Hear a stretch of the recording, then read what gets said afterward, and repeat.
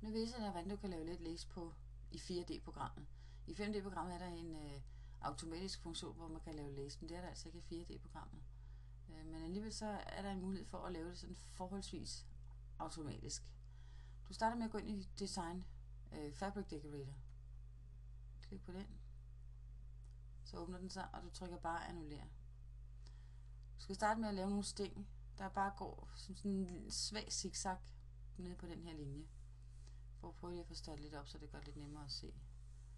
Start med en running stitch herovre i højre hjørne, der står der running. Tryk på den, så kan du se, at funktionen er aktiveret, fordi det er godt her.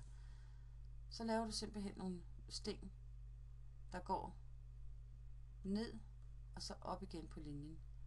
Ned og op igen på linjen, og ned, op igen på. Så det er bare en svag zigzag. Der, så er du op igen. Du skal slutte, hvor du starter også på samme niveau. Så højreklikker du. Så er funktionen deaktiveret, kan du se. Og så skal du gemme den her. Det er faktisk en form for motiv, kan man sige. Du kan gemme det under My Motifs. Så når du så laver fyldning, så kan du lave motivfyldning. Du gemmer den her under Export to My Motifs. Sådan. Og så skal du åbne Design Creator. Og finde en figur. Igen så trykker jeg bare Annullér. Fordi du finder bare en figur frem.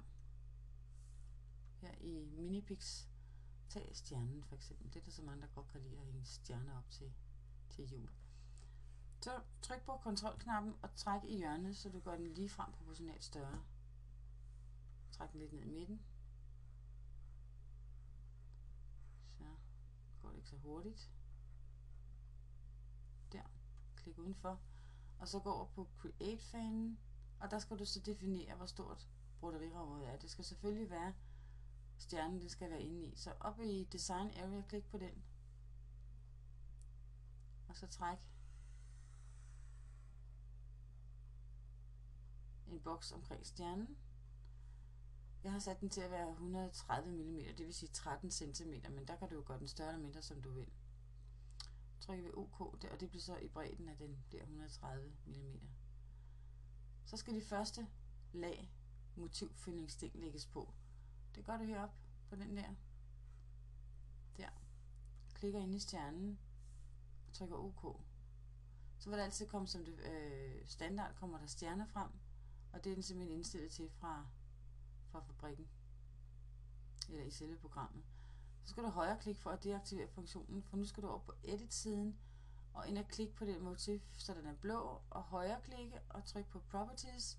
Så skal du gå ind og vælge My Motifs, og under pattern, altså mønstre, nederst, der trykker du på 10'eren, det er den du lige har lavet. Der vil det sige meget, meget tæt broderet sammen. Vi kan lige prøve at vise, eller se hvordan det ser ud. Hvis du trykker på 3D Create Stitches, så bliver det nærmest som sådan noget meget tæt fyldning. Det er lidt for tæt, efter min mening. Så jeg synes, der skal være lidt mere mellemrum imellem stingene. Så der, og det gør du her under Gap, vertikal. Tryk på 50, og se, der kommer mellemrum. Hvis du nu trykker den op til 75, så bliver mellemrummet endnu større. Så trykker du OK. Det vil sige, den første, den er vandret. OK. Så gå tilbage på Create-siden og lave et nyt lag. Igen. Der. Tryk OK. Og højreklik for at deaktivere, og ned på Edit-fanen. Højreklik på det sidste motivfyld, der er lavet, og Properties. Så igen, My Motifs og 10'eren. Igen 75 i Gap. Nu skal den så vendes, så den går diagonalt. Trykker du på Options og trykker 45, så kommer den til at vende den vej. Tryk OK. Tilbage på Create-siden. Så skal der laves et lag mere, og det er simpelthen også for at låse det, så ikke det trævler op. Og tryk OK. Højreklik over på Edit-fanen. Højreklik på det sidste, der er lavet hernede. Properties. Og igen My Motifs. Og den sidste, der er 10'eren. Og 75 i Gap. så skal den vendes den anden vej diagonalt. Og det gør man også i options. Vender vinklen, og det er 135 grader, så går den den vej i stedet for.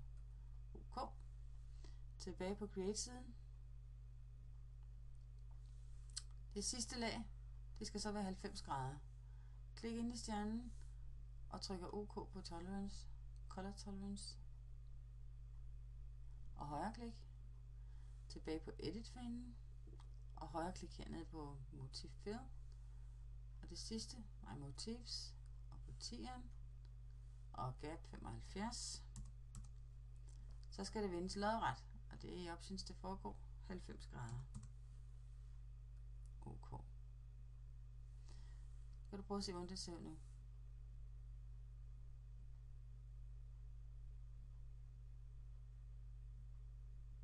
Sådan.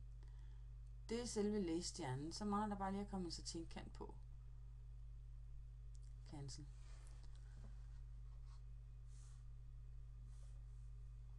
Man kunne, hvis man ville, imellem de her forskellige lag, skifte til en anden farve.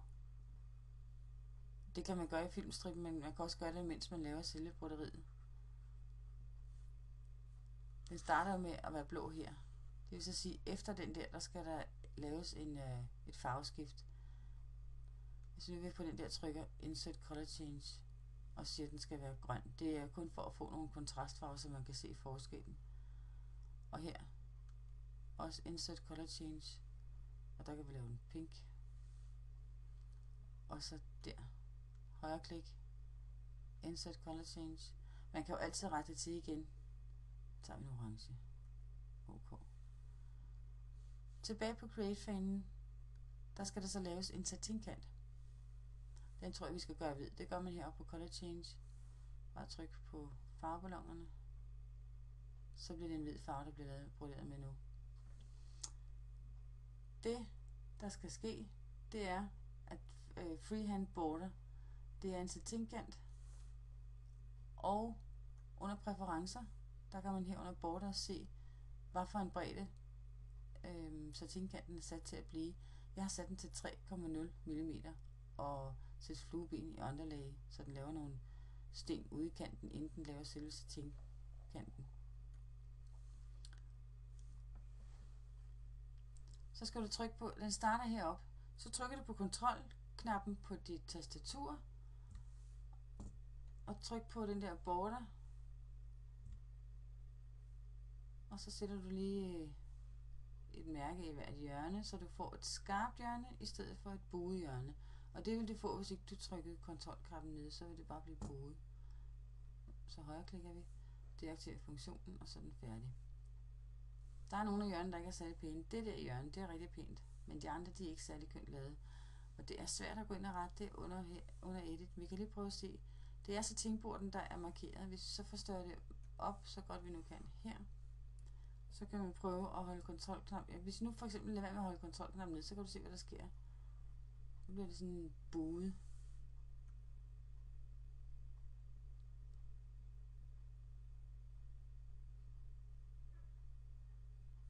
Det passer ikke, hvad jeg siger, for det så skulle du have flere sten. Vi kan lige prøve insert. Så sætter vi lige nogle. Nu gik den over på motivfilm. Vi vil højre klik. Annullér. Det var den dernede, vi skulle have fat i. Man kan også bare gøre det, slå dem her fra simpelthen op på farverne, så det slet ikke kan ses. Når du så trykker Add Stitches, det kan selvfølgelig være svært at se på. Man kan lige ane. Det vil den ikke.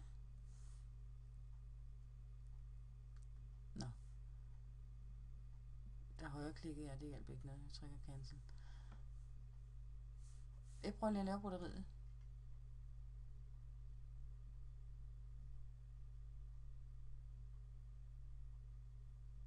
Der kan du se, at den bliver sådan lidt mere vinklet, men den er ikke rigtig rund. Hvis jeg nu tager den der i stedet for der og flytter lidt rundt på det.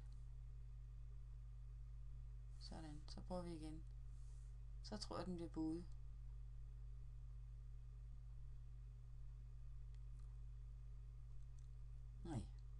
Nå, men i hvert fald uanset om det gør det eller ej her, så hvis det er, der er problemer med noget, det ikke er kantet, og du gerne vil have det, så skal du bare trykke på kontrolknappen, så får du en spids skarp kant. Så lige rette lidt til her. Den skal lidt op der. Og tryk zoom to fit. Der mangler jo så lige en ring til at hænge selve stjernen op i. Nu tager vi lige og markerer dem alle sammen igen. Og går på create-fanen. Heroppe der skal lige laves sådan en ring. Det kan man gøre ved at først... Den kan ikke komme ud der. Jo, der var den. Først så vil jeg lave nogle sting frem og tilbage i en ring. Jeg skal nok lige forstørre lidt op her, så man kan se, hvad der foregår. Simpelthen lave en ring, der går rundt. Vi kan jo selvfølgelig også under picture, der kan man jo godt tegne en lille ring. En cirkel. Hvis du går på picturefanen, så bliver det også pænest. Trykker på ellipse draw, og så igen. Det er en sort ring, der bliver farvet. Det er også fint, så kan den tydeligt ses.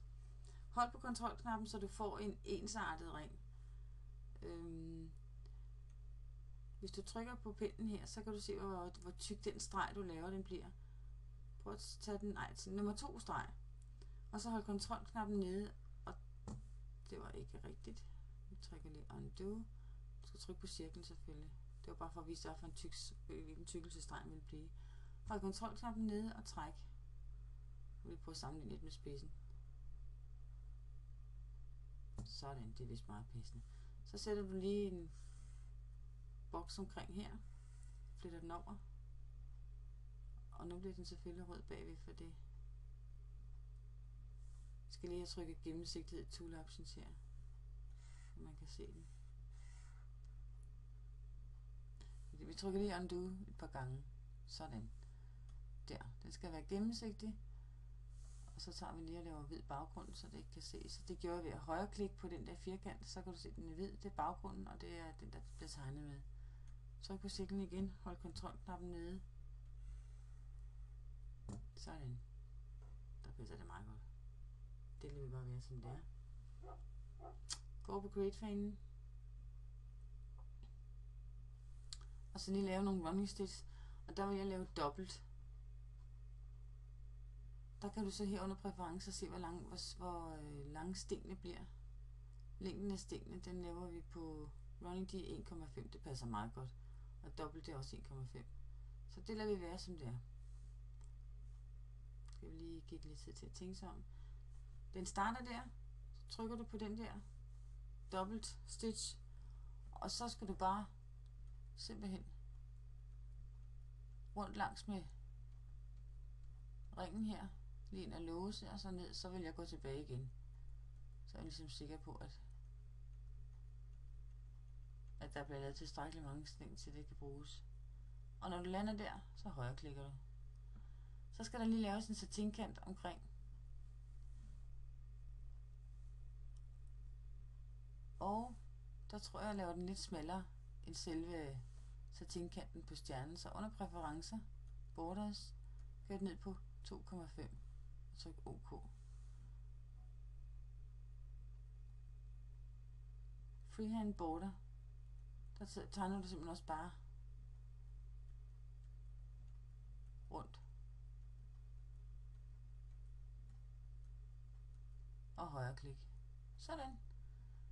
Så kan man lige gå tilbage på edit-fanen og rykke lidt rundt på tingene, så det sådan ser nogenlunde ordentligt ud. Der, så det er lige...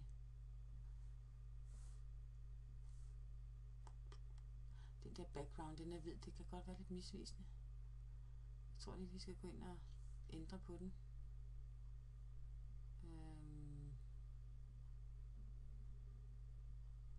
Det er 5D, man kan gøre det.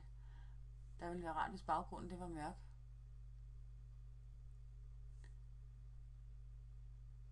Det er den også der. Det er den til bare ikke i 4D. Eller i Design Creator. Så vi trykker annullér. Men vi kan selvfølgelig gøre det. Måske kan det hjælpe, hvis vi gør det her.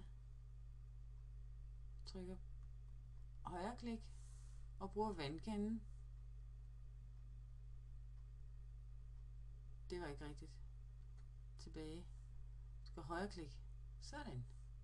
Og der. Så prøver vi at gå på det og se om det hjælper. Det gjorde det. Det gør det lidt nemmere at se, hvad man laver. Så trækker vi lige stenen ned, sådan så det bliver sådan nogenlunde. Lige fat den der også. Lidt ned. Den der trækker vi også ned.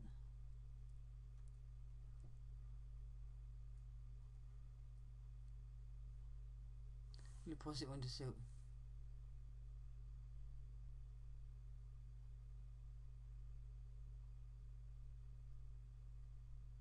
Det ser okay ud. Det sidste, der skal ske, det er, at man laver sådan en låse. Et låsesting. En tie-off. Og der vil jeg lukke den sideværks. Tryk på pilen der ved tie-offs. Så låser den derfra og den vej. Sådan. Og så trykker du på Zoom to Fit. Og laver 3D Create Stitches.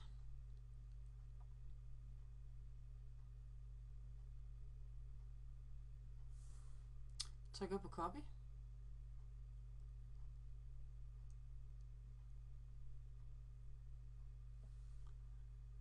Og så skal du ned på 4D. Den er hernede i bunden eller deroppe. Det er sådan set hip som ham bag. Jeg tager det nede i bunden, den er åben i forvejen. Og så trykker du på Paste.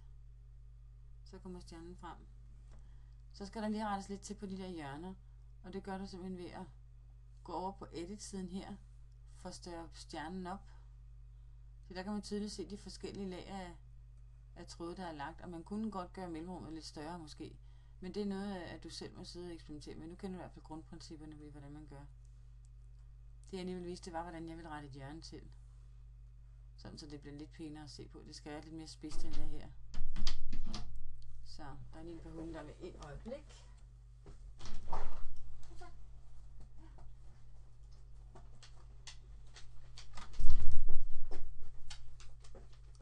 Så. Det gør du simpelthen ved at trække de her spidser, der er her, op.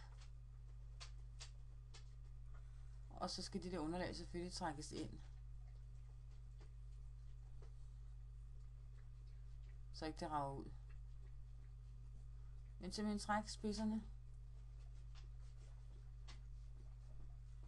Så du sådan synes, du får en pæn firkant, og du kan hele tiden undervejs gå tilbage og kigge på designsiden her. Hvordan vil det komme til at se ud? Tilbage på Edit. Og bare rette den til her. Sørg for, at mellemrummene de bliver så nogenlunde ens. Sådan. Jeg tror, det begynder lige noget. Og så igen dem her. Træk den derop for eksempel. Den her skal så også lige skubbes lidt ind, så ikke den rager ud. Og igen. Op og gør den spids. Det er pillearbejde, men det er den eneste måde, jeg synes rigtig, at det kan rettes ind på. For jeg har haft problemer med at gøre det i 4D. Der vil den ikke rigtig lave pæne hjørner. Jeg kan ikke lige forklare, hvorfor. Finder jeg ud af det en dag, så skal jeg nok lave en lille video med, hvordan man gør. Skubber vi lidt med ind. Men simpelthen udligne det der mellemrum, der kommer. Så ikke at der bliver for stort et gab imellem stingene her.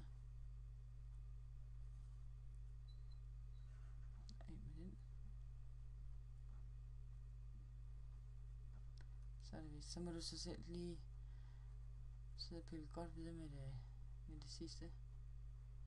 Det tager noget tid, og det er der ingen grund til at bruge videotid på. Så trykker vi Zoom to Fit over på Design. Det bliver da lidt pænere end før i hvert fald, det synes jeg. Det ser ikke godt ud der, men det retter du bare til. Husk at gemme, når du går ind på Design Creator igen, tilbage på den side der, så skal du endelig huske at gemme stjernen, fordi så kan du altid trække den frem igen. Ligesom hvis det var et strikketøj, du var i gang med at strikke på, og gerne ville fortsætte på det, eller rette det til, eller et eller andet. Så er det altid en god idé at gemme det som en kan-fil. Og nu tager det lige et stykke tid, før den kan finde ud af at... Jeg står lige og arbejder og tænker lidt.